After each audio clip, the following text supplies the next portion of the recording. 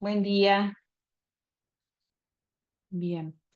Bienvenidos nuevamente. Les doy la bienvenida bueno, el curso de economía. No nos habíamos visto de forma sincrónica. Les había dejado una clase grabada de la unidad 1. Em, y bueno, en esta ocasión vamos a desarrollar la unidad 2. Pero bueno, les quería hacer algunos comentarios respecto, y si tienen alguna duda me preguntan, de lo anterior también. Obviamente aprovechamos la instancia sincrónica. Em, por un lado, tenían que realizar la actividad del trabajo práctico 1, que se podía hacer de forma individual o de forma grupal hasta 3 personas, bueno, y subirlo como fecha límite hoy. Hoy hasta las 12 de la noche tienen tiempo para la entrega. Eso espero que, bueno, esté todo en orden. Si no se hace, se tiene que pasar después a la instancia de recuperación recién al final del cuatrimestre.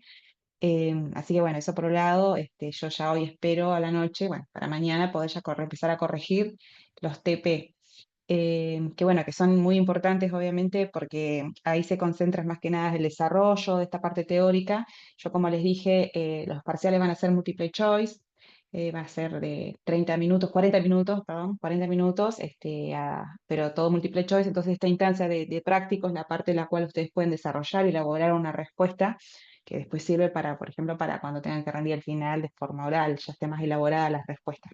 Así que es muy importante los trabajos prácticos. Bueno, y a partir de ahora arranca el TP2, el trabajo práctico 2. Recuerden que es un trabajo práctico por unidad. Son 4 unidades en la materia, así que ya estamos entrando a la mitad. Y bueno, les quería comentar que, bueno, hoy desarrollamos toda la unidad 2. La semana que viene vamos a volver a tener un encuentro sincrónico, bien, el viernes 5, si mal no recuerdo, viernes que viene, vamos a tener otro encuentro sincrónico de repaso de la unidad 1 y 2. ¿Por qué? Porque la semana del 12 de septiembre ya tienen el examen parcial, que va a ser múltiple choice, como les digo. Por eso es importante que todo esto ya vaya cerrando, quede, y la semana que viene ya vengan con todas las dudas, como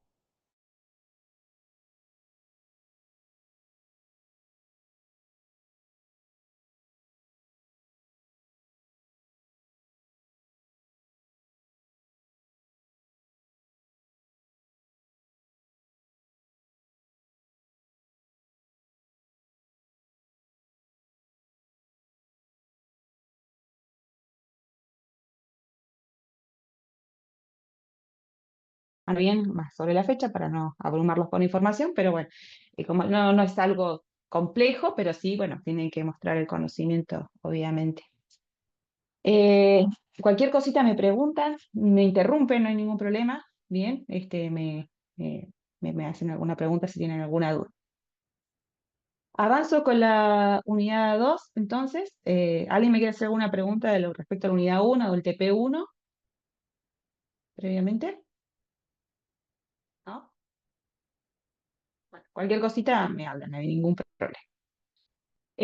Bueno, los objetivos de esta clase entonces es desarrollar la unidad 2, bien, y les voy a dar algunas indicaciones del TP2 que va a iniciar a partir de ahora hasta la semana que viene. Bueno, en la unidad 2 vamos a ver nociones de microeconomía. Bien, la unidad 1 fue más bien de conceptos introductorios, como el concepto de economía y diferentes conceptos importantes de la economía, y ahora nos vamos a meter en lo que es nociones de microeconomía. Vieron que la economía se divide en dos campos de estudio, la microeconomía y la macroeconomía.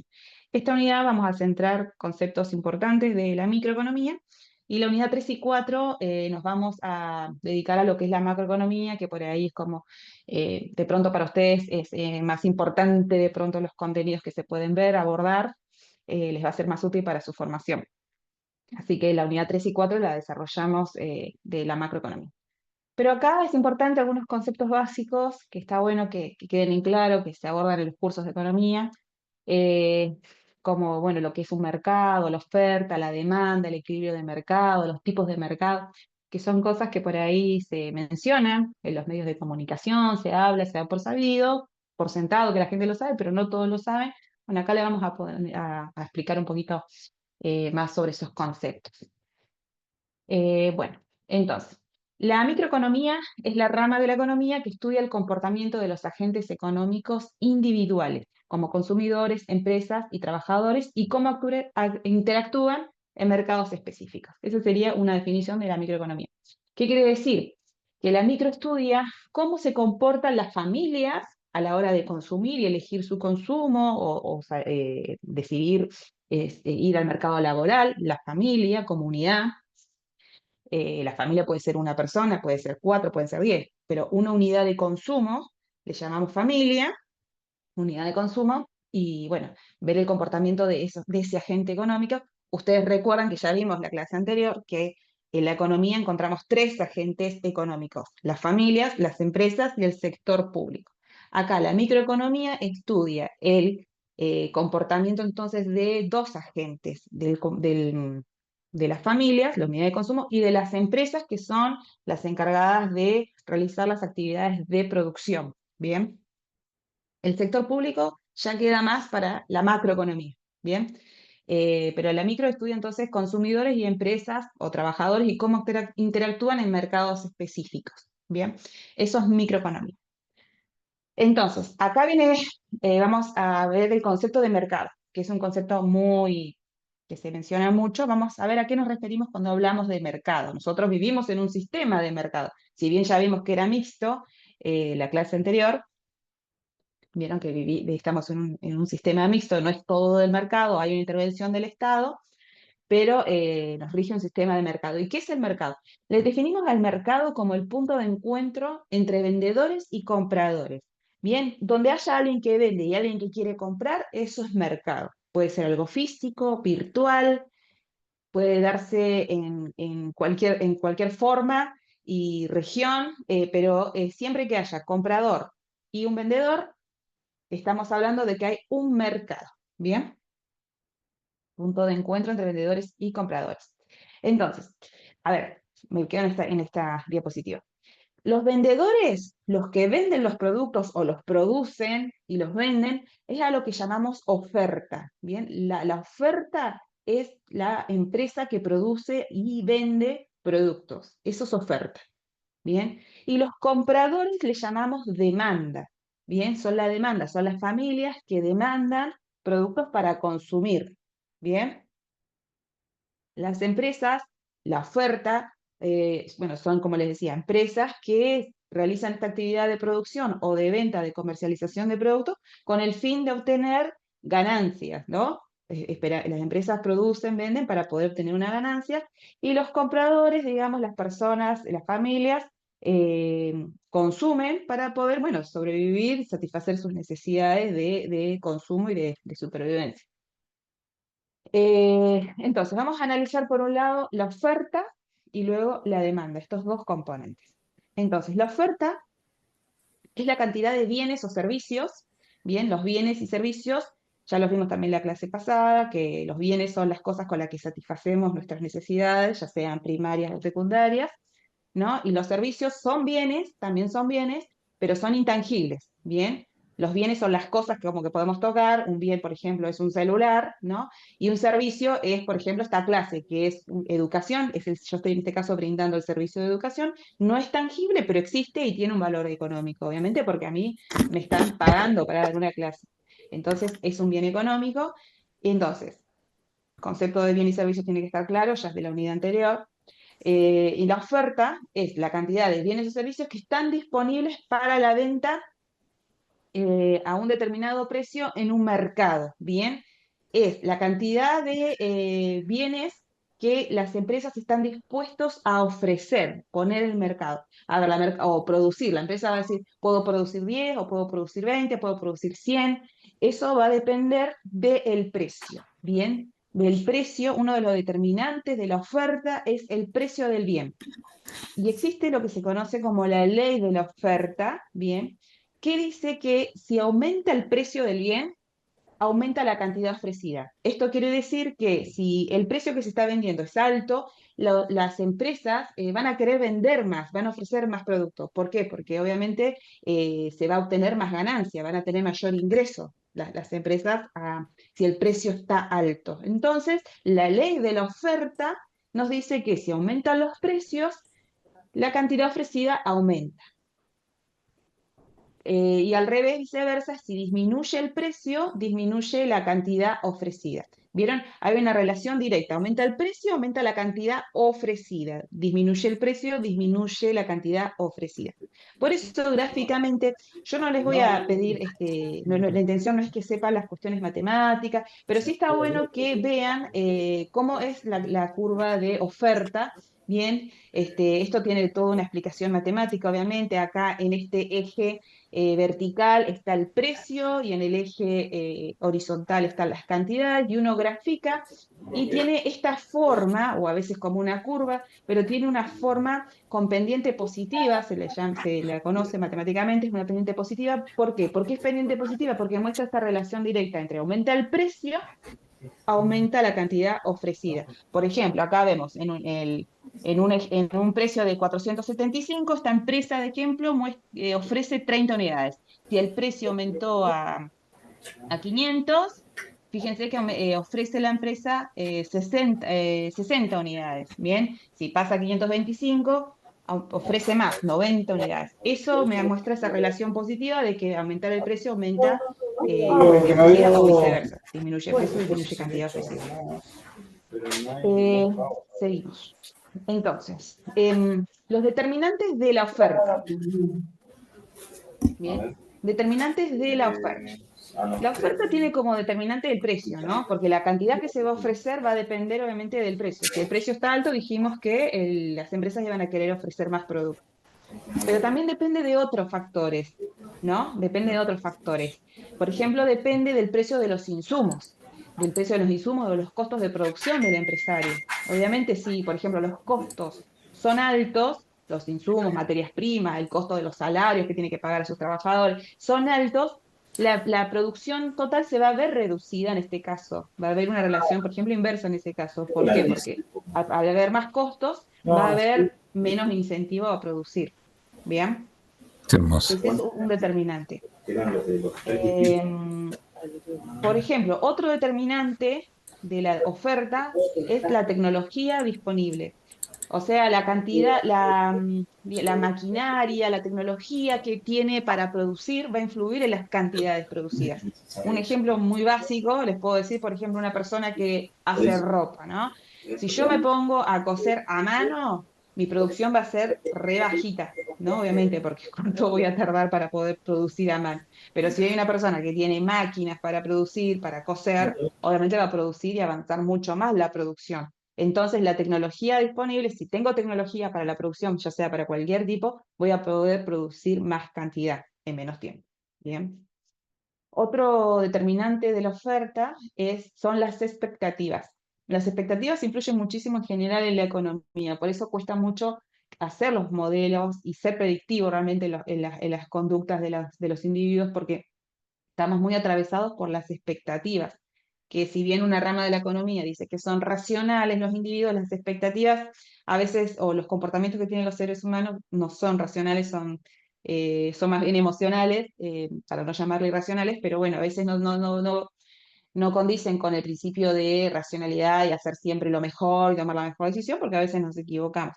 Entonces, las expectativas, lo que yo creo que puede pasar, va a influir también en la oferta, el empresario, las expectativas que tenga, obviamente van a influir en la producción. Si está en un panorama optimista del país, por ejemplo, el empresario va a decir, voy a producir más, me voy a arriesgar a producir más cantidad, ¿no?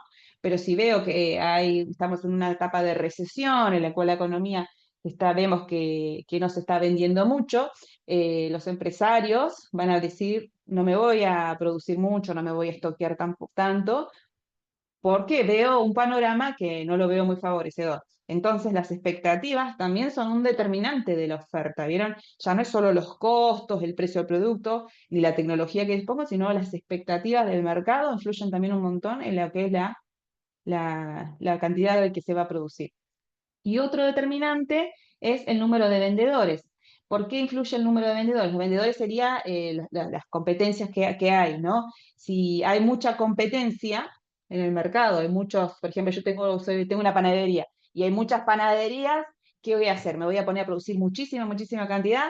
Yo creo que no, ¿no? Porque la realidad es que obviamente hay un mercado que ya está abastecido por los demás competidores. Bien, entonces el número de vendedores o de empresas que producen, obviamente va a influir también en la cantidad que yo vaya a ofrecer. Si hay muchos vendedores, mi producción va a ser menor. Bien, ¿se entiende hasta acá? ¿Oferta?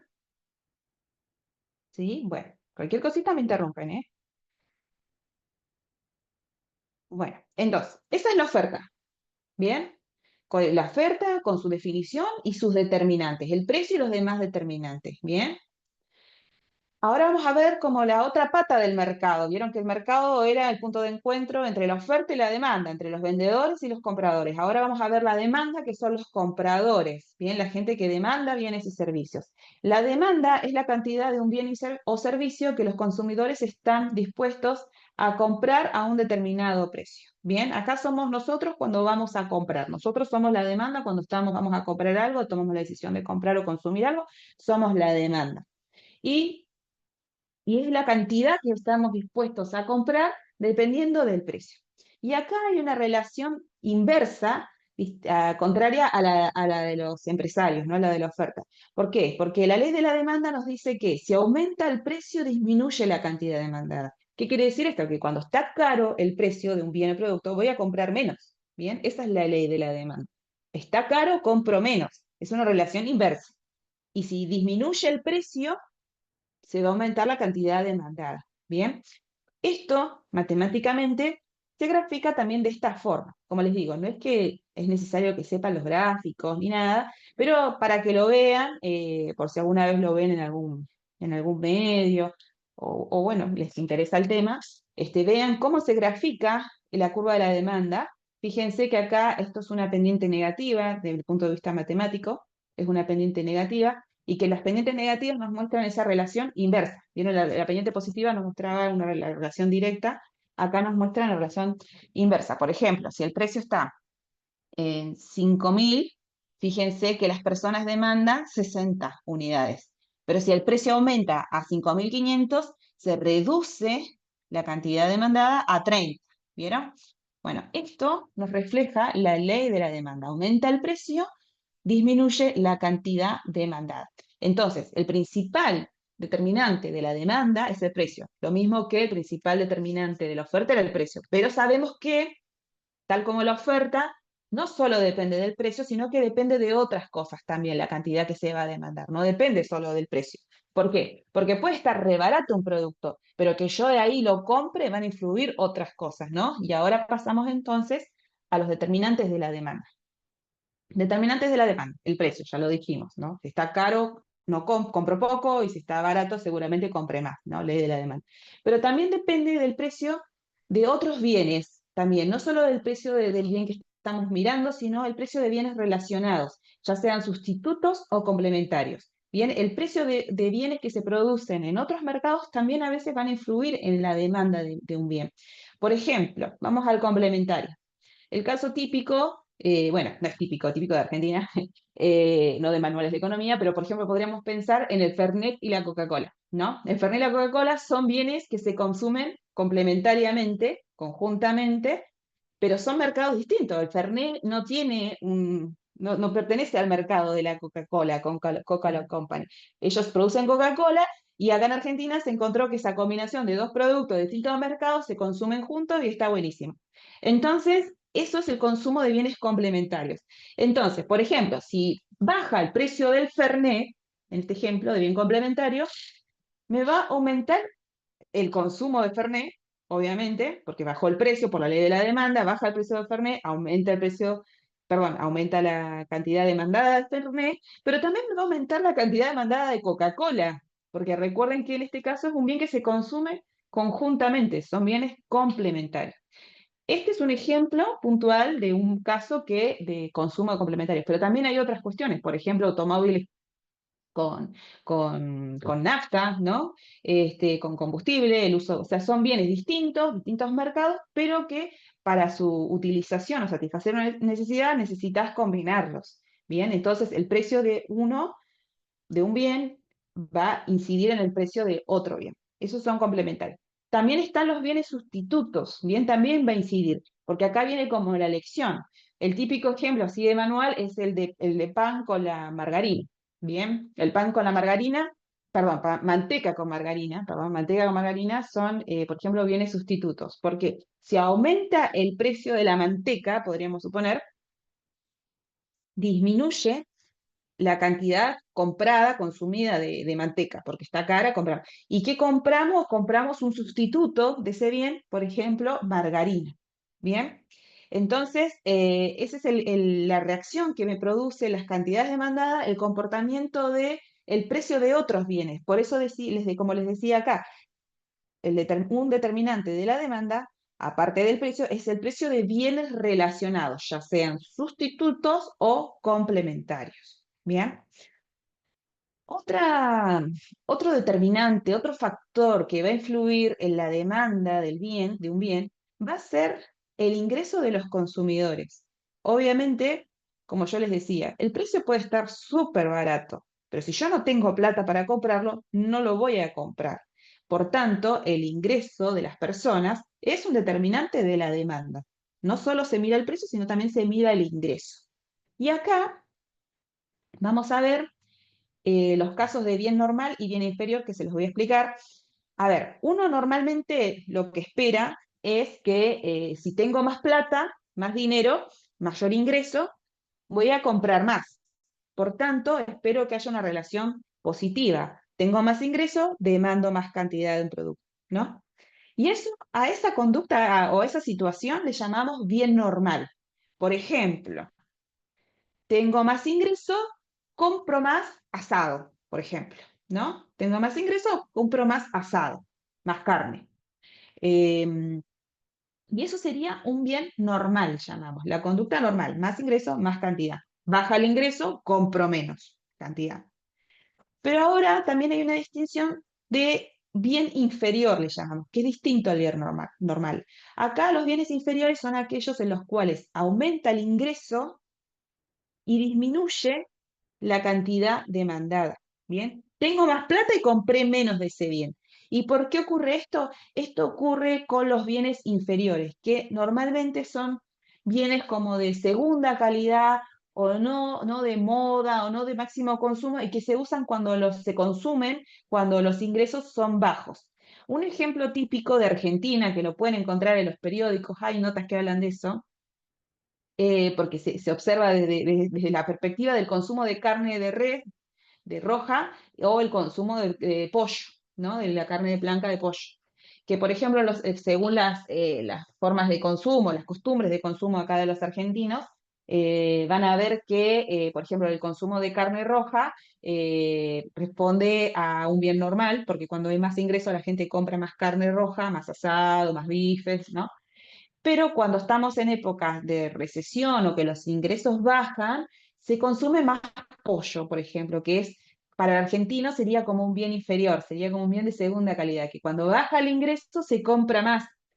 Me acuerdo haber leído una nota hace unos años que hablaba de esto, de que, por ejemplo, que estaba con una recesión que estuvo en uno de los momentos de nuestra historia, que decía que al sector de producción de pollo le estaba yendo muy bien porque la gente estaba consumiendo más pollo dado que la carne estaba carísima. Bueno, para el consumo de Argentina, no estoy diciendo que sea un bien inferior porque es de menos calidad, pero para las costumbres de consumo de los argentinos, el pollo sería en este caso un bien inferior. Bien, cuando tengo más plata lo compro menos porque ahora puedo comprar un bien de mejor calidad. Bien, esa es la distinción entonces entre bien normal y bien inferior. Otra, otro determinante de la demanda son los gustos y las preferencias, ¿no? Obviamente determina muchísimo el gusto y la preferencia, porque puede estar re barato, puedo tener toda la plata, pero si no me gusta, no lo voy a comprar tampoco. Entonces, los gustos y preferencias también son un determinante de la demanda. Cuando un producto está de moda, se consume mucho más, se demandan muchas más cantidades por un tema de moda, de preferencia. Entonces, eso va a incidir muchísimo en el consumo y las cantidades demandadas. Acá también otra determinante son las expectativas. Vieron que en economía casi todo está atravesado por las expectativas, porque si, bueno, si yo consideramos los consumidores que hay una recesión, que se viene difícil la situación económica, de pronto no vamos a tener incentivos a consumir mucho, sino que quizás que nos vamos a poner en modo más de restricción o más modo de ahorro. Entonces, por ahí no vamos a consumir las mismas cantidades cuando las expectativas son favorables, ¿bien? Y acá también otro determinante es el número de compradores. Acá incide también en la demanda. Si todos quieren ir digamos, a ir a comprar un producto, bueno, se va a producir, obviamente las empresas van a producir más y va a haber más disponibilidad de ese producto porque justamente va a haber un incentivo, por otro lado, de la oferta a que la produzcan, ¿no? Entonces el número de compradores también incide en las cantidades demandadas. Bien, principalmente en cualquier manual de economía van a ver estas primeras cuatro: el precio del bien, el precio de los bienes relacionados, el ingreso de los consumidores y los gustos y preferencias. Bien, bueno, entonces nosotros ya vimos el concepto de mercado, lo que es la oferta, la demanda, sus determinantes, y ahora vamos a ver lo que es el equilibrio de mercado. Bien, el equilibrio de mercado decimos que es ese punto de encuentro, ¿no? Ya decíamos que el mercado era el punto de encuentro entre oferentes y demandantes. Si uno lo ve de forma gráfica, podemos decir que este punto es el donde se genera esto del mercado, ¿no? Y le llamamos equilibrio de mercado, porque en ese punto, como estas son pendientes, perdón, curvas que tienen pendientes inversas, contrarias, es un punto estable en las cuales solo en un punto se van a cortar y sería el punto donde se determina el precio y la cantidad de equilibrio. Y esta aplicación de la teoría económica nos dice que así, al menos de forma teórica y simplificada, así se forman los precios de la economía. En un mercado específico se forman entonces por la conjunción entre la demanda y la oferta. Bien, así se determinan los precios de la economía. Esto desde ya que es una visión de una escuela de pensamiento neoclásica, se llama. No es que todos los economistas van a considerar que así se determinan los precios, pero es, digamos, lo que la escuela neoclásica explica cómo se forman los precios de la economía. ¿Bien? Entonces, el punto de equilibrio de mercado, bien, es el punto en el cual se cruza la oferta con la demanda y se determinan los precios de equilibrio y las cantidades de equilibrio. Quiere decir que a este precio se va a vender y esta cantidad es la que se va a ofrecer. Es de equilibrio por el tema de que, como les decía, es un único punto que se cruzan. Estas son dos curvas que tienen distintas pendientes y se van a cruzar en un solo punto. Bien. Y es de equilibrio, entonces por eso la forma de las curvas le genera esta estabilidad. El ajuste automático, que por ahí también es un término un concepto que se escucha mucho en economía, el ajuste dice como que si el precio está en otro punto fuera de este, que no sea de equilibrio, de alguna forma la economía se va a autorregular, los mercados se autorregulan y se va a llegar a ese equilibrio que es estable, a ese único punto de encuentro. Por ejemplo, vamos a ver una situación, que esto por ahí lo van a tener en el práctico, ¿bien? Eh, si estamos en una situación en la cual el precio está por encima del punto de equilibrio, por acá arriba, ¿bien? Por encima, ustedes ven que en este caso la curva de oferta está por encima de la curva de demanda, en este caso, ¿no? La curva de oferta está más a la derecha, por tanto está por encima de la curva de demanda. En este caso, es una situación en la cual se ofrece a este precio, un empresario ofrecería, fíjense, esta cantidad, porque obviamente bastaría un precio alto, va a decir, voy a ofrecer más cantidad. Pero la curva de demanda, si ustedes la miran, como está caro, las consumidores van a consumir, van a demandar una cantidad mucho menor a la de equilibrio, porque el precio está caro. Entonces, lo que dice la teoría económica es que este precio por sí solo va a caer. ¿Por qué? Porque las empresas van a producir un montón, van a producir hasta acá, pero va a haber un sobrestock, va a haber un exceso de oferta. Va a haber un exceso de oferta y como hay mucha oferta, el precio va a tender a bajar porque van a querer vender sus productos, se van a quedar sobrestoqueados los productores, las empresas, y va a empezar a vender van a empezar a vender los productos hasta que se alcance otra vez el equilibrio de mercado. Como que de alguna forma siempre se ajusta, ¿bien? Si uno lo analiza al revés, o sea, por debajo, supongamos la situación que el precio está por debajo del precio de equilibrio, vemos que la curva de demanda está por encima, o sea, o más a la derecha sería por encima de la curva de oferta. Esto quiere decirnos que habría más demanda que oferta, ¿no? Porque como el precio estaría barato, la gente demandaría mucho más cantidad, pero el precio al estar barato, los empresarios no tienen incentivos por la ley de la oferta a producir tanta cantidad. Por tanto, habría lo que se conoce como exceso de demanda o escasez de productos, ¿no? Si estaba por encima, dijimos que había exceso de oferta, pero abajo, si está por debajo, hay escasez, porque la gente va a demandar mucha más cantidad, pero los empresarios no van a querer producir a ese precio porque no les conviene.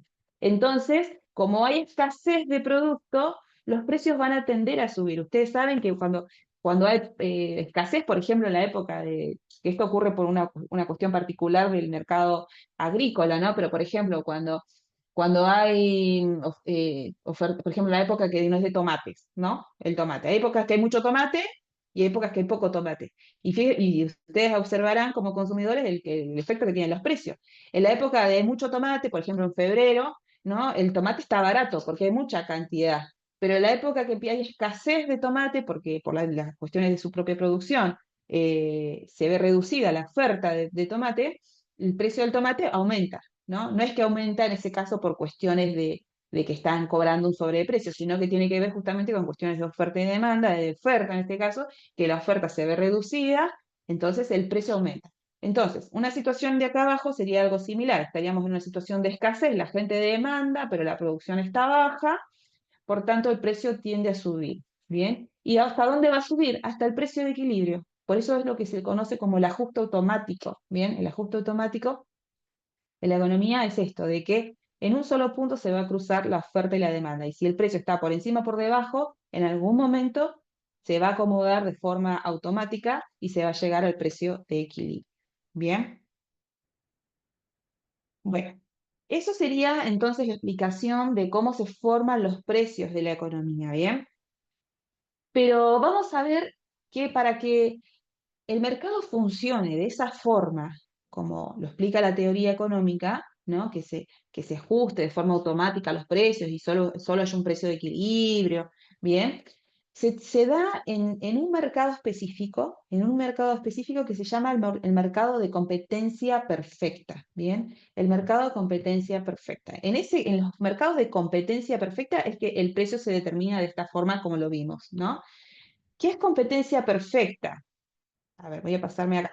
Me paso a la siguiente diapositiva y después volvemos para atrás. ¿Qué es la competencia perfecta? Competencia perfecta significa que nadie, ni productores ni vendedores, nadie tiene poder para influir en los precios. Que los precios los regula el mercado. El mercado tiene ese poder de autorregulación, es un eficiente asignador de los recursos y fija los precios el mercado. Nadie tiene poder para decir, esto yo lo quiero vender re caro y lo vendo al precio que quiero. No, en la competencia perfecta no es competitividad perfecta y que se matan entre los distintos productores y los consumidores. No es competitividad. Competencia perfecta es esto, de que nadie tiene el poder para poder fijar los precios. Los precios se autorregulan. El mercado es el que regula los precios. Bien, eso es el concepto de competencia perfecta. Pero para que eso ocurra, para que nadie tenga poder para fijar los precios, tiene que cumplir cuatro requisitos. Bien, la teoría económica dice que tiene que cumplirse cuatro condiciones para que realmente nadie pueda influir en los precios. El primer requisito es que haya muchos oferentes y muchos demandantes, o sea, muchas empresas que produzcan el bien y mucha gente que lo quiera comprar. Bien, primer requisito. Segundo requisito es que el producto sea homogéneo, o sea, el producto sea idéntico, el mismo producto. Tiene que producir exactamente cada empresa o cada vendedor tiene que vender exactamente el mismo producto. Tercer requisito, que haya información perfecta.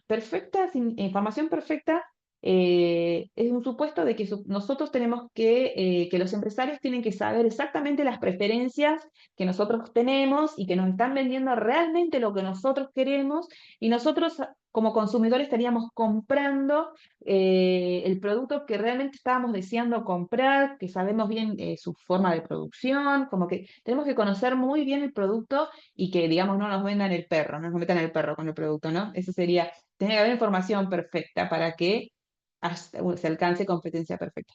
Y el cuarto requisito para que haya competencia perfecta es que haya libre entrada y salida de las empresas. Bien, o sea que las empresas, si dispone el empresario, dispone de un capital y tiene ganas de dedicarse a una producción, la puede hacer libremente sin ningún tipo de impedimento y cuando se quiere dejar de producir porque no le da las ganancias o porque no quiere, se quiere retirar, puede salir. Bien, libre entrada y salida de las empresas.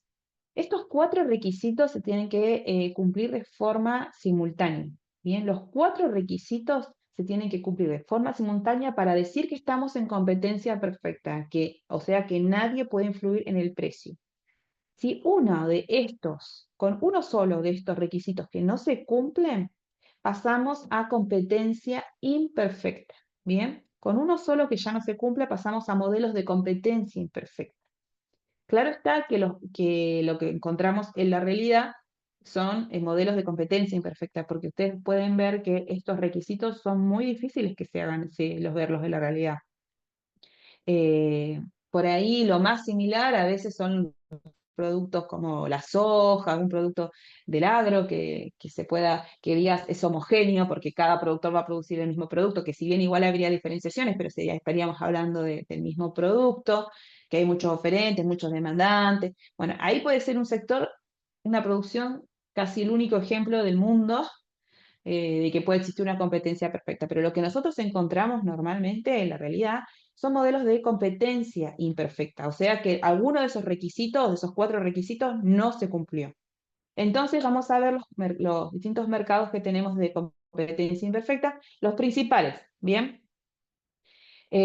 Monopolio, oligopolio, competencia monopolística, y en el texto también aparece monopsomio y oligopsomio. Bien, los principales, digamos, son estos tres. ¿Por qué? Porque el monopolio, oligopolio y competencia monopolística es donde tiene mayor poder, digamos, el empresario, las empresas. Bien, y por ejemplo, bueno, pues después cuando veamos inflación, pero vamos a ver que cuando las empresas tienen poder en la fijación de precios, se puede generar inflación. Sería una de las causas de inflación. Entonces, en estos casos de competencia imperfecta, vemos que acá las empresas tienen poder en la fijación de precios. Vamos al primer caso, monopolio. Monopolio. Monopolio se llama cuando hay un solo oferente y muchos demandantes. Ustedes vieron que habíamos visto, fue para atrás, que uno de los requisitos era que haya muchos oferentes y muchos demandantes. ¿Vieron? Bueno, en el caso del monopolio, hay un solo oferente, una sola empresa que ofrece el producto y el resto de los consumidores que tenemos que consumirles solamente a ese productor. Entonces, en este caso, el monopolista va a tener mucho poder en la fijación de precio, porque es el único que lo vende, ¿no? Entonces ahí ya no estamos en competencia perfecta, estamos en el caso extremo de competencia imperfecta porque tenemos un solo oferente, ¿bien? Ahora bien, ustedes pueden pensar también situaciones en las cuales encontramos en la realidad monopolios, ¿no? Por ejemplo, las empresas que producen la electricidad, por ejemplo, ¿no? La electricidad, el gas. Hay ciertas empresas que por sus características de producción se les llama monopolio natural, ¿bien? Que ese caso, en realidad, la economía justifica su existencia por el tema de que son producciones, como por ejemplo la del gas o la de la luz, ¿no? Son producciones que tienen muchos costos de inversión. A la hora de poner en una producción así, se pone, es muchísima la inversión, tiene muchos costos hundidos, ¿bien? Entonces, es rentable, o sea, no es más rentable, sino que es eficiente para la economía, es menos perjudicial para la economía que realmente lo produzca uno y que entre todos amorticemos esos costos de esa producción. Eso se conoce como monopolio natural, entonces, cuando por características de la producción de ese bien, como les puse el ejemplo típico del gas, de la electricidad, eh, es mejor, el Estado decide en este caso, toma el poder de decir, bueno, que los gobiernos toman el poder de decir, bueno, vamos a poner a una sola empresa, o lo producimos nosotros, o ponemos a una empresa para que lo produzca. ¿Por qué? Porque en términos de eficiencia y términos económicos de costos, es mejor que lo produzca uno y entre todos los consumidores se amorticen esos costos. Bien, ahí hay una justificación económica de la existencia de monopolios naturales. Otra justificación que hay es el caso de los monopolios, los casos monopolios es las patentes legales que se otorgan. Hay veces que por un tema de incentivar la innovación y el desarrollo, también los gobiernos te dan una patente para que vos por un tiempo tengas, bueno, la patente de la producción de ese bien o servicio. Bien, estas normalmente son temporales, son por un tiempo y con el tiempo también empiezan a aparecer sustitutos de ese producto, como que o cae solo por una fecha límite o empieza a caer porque se empieza como a copiar el producto y empieza y cae solo en un momento este tipo de monopolios. Pero está destinado también, tiene una justificación legal, en este caso para poder incentivar el desarrollo y la innovación. Bien, entonces, como les digo, el monopolio es un caso de situación imperfecta, pero que a veces está justificado por cuestiones de costos, como el monopolio natural, y a veces también para favorecer el desarrollo, la innovación y el desarrollo, están los patentes, los monopolios legales que le llamamos, porque se otorgan patentes para poder producir. Bien, el resto de los monopolios no tienen ningún tipo de justificación, al contrario, existen leyes antimonopólicas, porque obviamente cuando hay un productor va a tener va a tener total influencia en el precio, va a cobrar no es que va a cobrar lo que quiere, existen ciertos modelos que explican cuál sería el precio del monopolista, pero va a tener un alto poder en la fijación de los precios, mucho más allá de los costos, por tanto no es una situación deseada en el caso de que no sea legal ni natural, no es una situación legal, no es una situación deseada, por eso hay leyes, como les decía, antimonopólicas. Después pasamos a otra situación de mercado de competencia imperfecta que se llama oligopolio. Y este realmente creo que es el peor de, de las situaciones que existen, porque como les decía, el monopolio puede llegar a tener su justificación, pero oligopolio ya es un tipo de competencia en la cual, bueno, acá es más difícil estudiarlo, teorizarlo. De hecho, no hay modelos para estudiar oligopolio porque acá tienen conductas muy impredecibles los oligopolistas. Oligopolio significa que hay pocos oferentes, bien, pocos oferentes. El monopolio era uno, acá hay pocos. Y ustedes recuerden que uno de los principios era que haya muchos oferentes y muchos demandantes. Cuando hay pocos oferentes es peligroso también, ¿bien? ¿Por qué? Porque acá las empresas oligopolistas normalmente tienen un líder, ¿bien? Hay una empresa que tiene más porcentaje del mercado y normalmente tienen un líder y ese es el que fija los precios, ¿bien? Es el que fija los precios. Por ejemplo, en Argentina, bueno, existen varios casos de oligopolio, uno de los casos es la industria cementera en Argentina, que por ejemplo lo que es Loma Negra tiene como el 70% del mercado de la producción de cemento, ¿no? Y después hay otras empresas como Cemento Avellaneda, no recuerdo bien los nombres, pero son empresas que también producen, comercializan el cemento. Pero en este caso, por ejemplo, Loma Negra tiene un gran porcentaje del mercado, entonces es el que fija los precios y el resto tiene que seguir. No puede no puede ofrecer un precio más barato que el de Loma Negra. Bien, acá en los oligopolios se forman normalmente lo que son los cárteles, se conocen los carteles, los famosos carteles.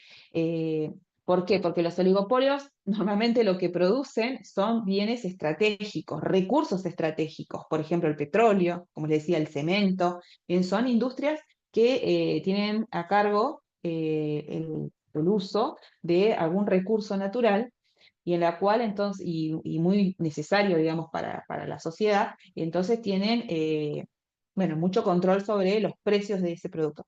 A veces lo que hacen es esto, como les decía, hay un líder, u otras veces lo que hacen es hacer acuerdos entre ellos, entre los productores, y fijan el precio.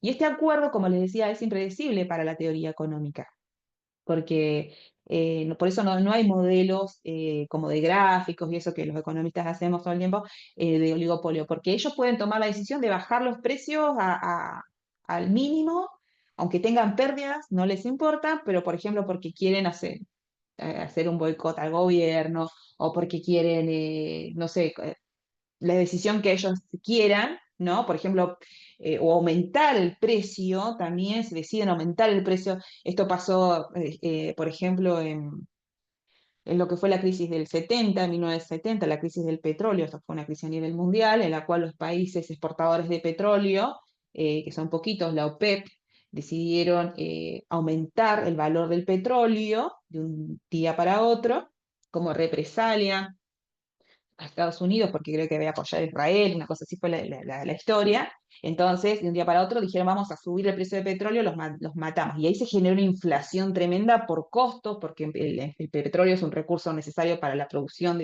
de todos los servicios de la economía, entonces del transporte, ¿no? Electricidad. Entonces, el aumento de ese generó una inflación. Bueno, estas son conductas monopolísticas, como en ese caso dijeron aumentamos, pero también pueden hacer conductas que digan bajamos el precio por lo que querramos, y entonces tienen conductas que son impredecibles. Los oligopolios son un caso, como les digo, medio oscuro en la economía porque no se puede estudiar ni modelizar como uno quisiera, porque toman decisiones impredecibles ellos, ¿bien? Y tienen alto poder en la fijación de precios, altísimo poder de la fijación de precios. Oligopolios también son, por ejemplo, algunas marcas que tenemos, por ejemplo, en la Argentina, ¿no? De bienes de consumo, como la Serenísima, Sancor, son grupos que, Bimbo, bien, son grupos que concentran, quizás que con distintas marcas, pero son ellos mismos, bien. En el mercado aparecen con distintas marcas, pero son la misma empresa, si ustedes observan, y son pocos oferentes y tienen gran influencia en la fijación de precios. Por tanto, por ejemplo, en Argentina, algunos economistas lo que dicen, coinciden en esto de que una de las causas de la inflación de la Argentina, hay otras causas también, pero es justamente el poder de fijación de estos grupos oligopolistas que fijan los precios. Bien, por eso no es deseado, obviamente, lo deseado es que haya competencia perfecta. Es bastante irreal que se dé en la realidad, pero bueno, por eso hay políticas a veces destinadas al control de los monopolios y las conductas oligopolistas para poder, no sé, favorecer un poco cuidar un poco al consumidor. Bien.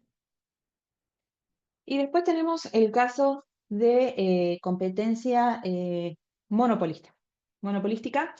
Este siempre se lo olvidan.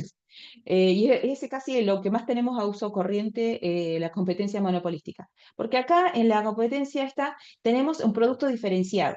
Vieron que otro requisito que teníamos era de que sea producto homogéneo, ¿no? Que sea el mismo producto que se vende en cada mercado, en cada empresa, por ejemplo, bueno, lo que sea el negocio que sea, vos tenés que ir y comprar exactamente el mismo producto para que haya competencia perfecta. En el caso de la competencia monopolística, lo que hay es producto diferenciado. Hay muchos oferentes, hay muchos demandantes, pero el producto es diferenciado. Y esto es, por ejemplo, supónganse el caso de la ropa, ¿no? La ropa tenemos, por ejemplo, jeans de todas las marcas ya serían productos diferenciados, ¿no? Por eso les digo, lo que más encontramos en la economía son casos de competencia monopolística, ¿bien? En la cual tenemos productos diferenciados, tenemos distintas marcas, entonces acá los empresarios segmentan los mercados, van a cierto público, segmentan su demanda, por ejemplo, hay marcas de jean, por ejemplo, o de ropa, no de jean, de ropa, que dicen, bueno, no, apunto hacia los consumidores de clase alta, y los mato con el precio, por un jean se los cobro 500.000 pesos, por ejemplo, y sin embargo, ustedes van a poder encontrar en el mercado otra oferta de quizás de jean por 50.000 pesos, ¿no? Y si es un jean, es el mismo producto, pero está diferenciado por la calidad, por la tela, por lo que ellos te vendan, porque segmentan su mercado, ¿no? Entonces te diferencian el producto y cada uno ahí tiene como cierta influencia en el precio de su mercado, ¿no? Obviamente esto tiene que ver con un análisis propio de cada productor, porque algunos van a decir, a mí me conviene vender barato y vender un montón, otros van a decir, no, a mí me conviene vender caro y a ese segmento de la economía, ¿bien? Entonces acá es como que es lo que encontramos, como les digo, mayoritariamente porque tenemos muchas marcas y acá aparece todos los gastos en publicidad, el marketing, todo esto es conocido más que nada en la competencia monopolística. Ustedes van a ver que, por ejemplo, de oligopolio y eso casi no tenemos oferta, no tenemos publicidad, perdón, que no la necesita. Ellos concentran el poder del mercado, de la producción y no nos andan queriendo vender. En cambio, la competencia monopolística, sí, ellos ahí captan muchos clientes a través del marketing. Bien, acá aparece todo lo que es marketing, competencia monopolística. Y bueno, estos serían los tres principales. Ustedes van a ver que tienen otros, aparecen otros como el monopsomio o oligopsomio, en la cual, por ejemplo, monopsomio es en el cual hay muchas empresas que producen y hay un solo comprador, cosa rara, ¿no? Eso como que pasa ya como le pasa a gente quizás que muy, de mucho dinero, de que es el único que puede llegar a comprar